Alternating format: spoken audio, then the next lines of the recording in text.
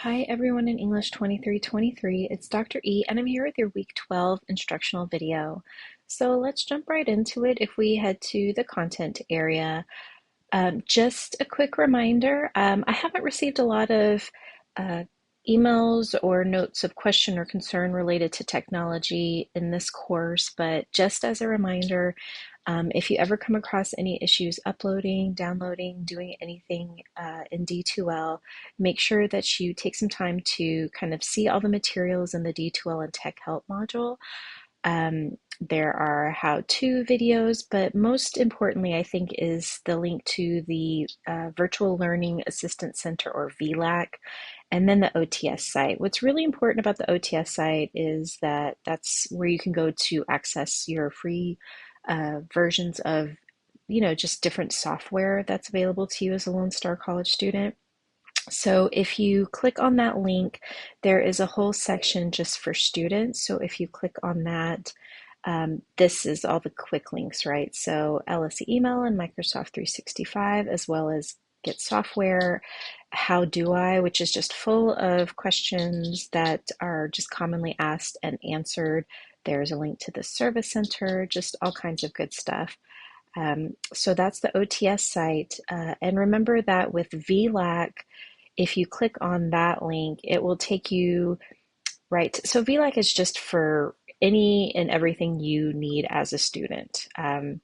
In this class and others, everything. So on the left-hand side are all these materials, but then here it's just everything. The first thing, that's visible is going to be a service desk chat. So if you ever have a quick question or concern, this is where I urge folks to go. There's a librarian chat. I mean, it's just everything right at your fingertips should you need that to, help you along the way. Okay, so if we go back to our course, let's go ahead and hit the week 12 module to see what is on our agenda this week. So we are moving forward in our 20th and 21st century reading. So, excuse me, I'm going to have to cough just one second. All right, y'all, this is about where we lost sound, so I'm jumping back in here.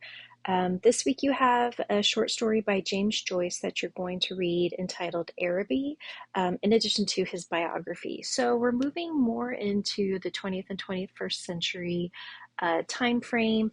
Joyce is writing from the early 20th century, mostly focusing his writings on Dublin in Ireland as an Irish author. So we're getting a little bit of a different kind of perspective when it comes to this short story compared to others we may have read in the past. There's no telling what I'm saying at this point, so I'm just guessing. You're watching the weekly instructional video now. There's also a reading journal that's due on Sunday, and it's going to be related to Joyce's Araby and his biography. I'll talk about that more, I think, in just a little bit. I think I'm also, no, let me make sure I'm not jumping ahead. You're watching what will appear here. You do have a discussion post, and so we're going to do something very similar to what we did in the week where we read The Strange Case of Dr. Jekyll and Mr. Hyde by Robert Louis Stevenson. We're going to create an image of Araby. Araby is not a well, Araby is a character, but not a human character from this text. So make sure that you are creating an image based on the information you're gathering from Joyce. He is a bit like Stevenson in that there is description, but the detail is not, intensive when it comes to what Joyce is using to describe how Araby looks. So this is your opportunity to, utilize, one of these AI image producers to kind of, when we read, we all read differently. We're all creating different images in our mind. And so you can, of course, utilize some of the terminology used by Joyce in the short story, but as we read, we are again creating in our mind. So use terminology that comes to your own mind when it comes to thinking about what this area, what this place might have looked like at the time. And just, that's the benefit of sharing the prompt that you input into the image generator is giving us a sense of, what are you seeing based on what you're reading? And there's no right or wrong here, right? And so just like last time, if you have an issue with the use of AI, then you have the alternatives. You can create a collage from images that you find. Um, just a note that AI is kind of the wave of the future when it comes to education, for better or for worse. We have a lot of professional development related to AI usage right now, and how to use it ethically, how to use it in a way that's not kind of stunting our learning, but helping us expand on our critical thinking skills and our writing skills. I think a lot of times, especially in English-based courses, it's a frustration because there are, just a lot of ways to utilize AI to do a lot of the work for us. But we can also utilize AI in ethical, ways that are still reasonable.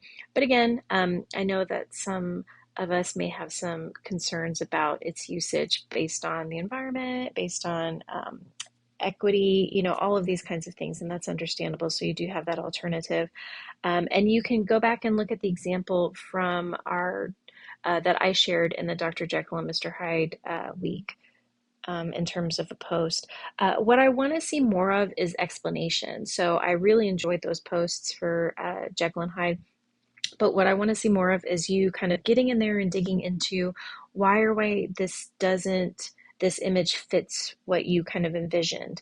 Why, you may have needed to expand more to get something that really matched what you thought in your mind, or, how it didn't fit. So just pushing for more analysis there, I think, is the key, so that it doesn't seem like, oh yeah, this image is great. We need more than that. So just make sure you're pushing your ideas and you're writing as much as you are able to. So that's the week 12 discussion post. And I think I'm going to jump ahead a little bit, but first I want to say that the random term or phrase for this week's quiz is chocolate eggs. Just thinking about discounted candy this week. So you do also have a journal this week, a reading journal, and I've enjoyed those a lot so far. And what I would say is that this is an opportunity for you to really envision yourself, in the writing, in the time period that you're reading and writing about. The purpose of the journal is to, again, engage actively in what you're reading and not just kind of let the pages fly by. Um, I think a lot of the journals are moving in that direction. There are some that I think are still kind of looking at this as just kind of a reading analysis, and that's fine, but that's not where you want to end. We want more than that. We want something that is really involving you and your ideas and your method of reading. And even if you want to talk about your reading process and, you know, how how easy was this to read? Or, what was your process? Did you break it down apart across a couple of days? Or, how did you approach it? In addition to, imagining your own existence. So thinking about Ireland at this time period. And of course, to do this, we have to consider our racial identity, our ethnic identity, our gender identity, all of these kinds of things, and how that would play out in this place during this time, right? So we have to really think critically and approach it in that way, and show that in your writing, that you're thinking more than just in turn. Like, I don't want to read something that I could find on a Cliff's Notes page. The whole purpose is to get you involved, and thinking about the reading from a new perspective, and a perspective that is your own. Get your own voice involved, get your own experiences involved in some way, shape, or form. Um, yeah. So if you're having any trouble downloading the documents or anything from D2L, make sure you're reaching out. Like at the beginning of the video, I talk about tech support and the Office of Technology Services. Also, make sure you're using Chrome, you're clearing your browsing data. If you need to disable or enable pop-ups, that might also be a source of the problem. So make sure that you're doing all you can to access the materials for the course, and reaching out to find help if you should need that. And then going back to, what we have on our agenda this week, we do have that quiz, which is pretty much based on everything this week, right? So nothing new there. If you do have questions or concerns, just make sure you're posting that Q&A discussion board. And of course, you can reach out directly to me. I appreciate those of you who jump in there and offer help to your colleagues so that everybody's ideas or everybody's concerns are being heard. The discussion responses this week are, bonus credit. So I'm going to remind you again, these opportunities are coming to an end pretty soon. Take advantage of them while you can, because there gets to be a point where there's just nothing more we can do for our grades. So take advantage now. All right, y'all, good luck this week and let me know what you need.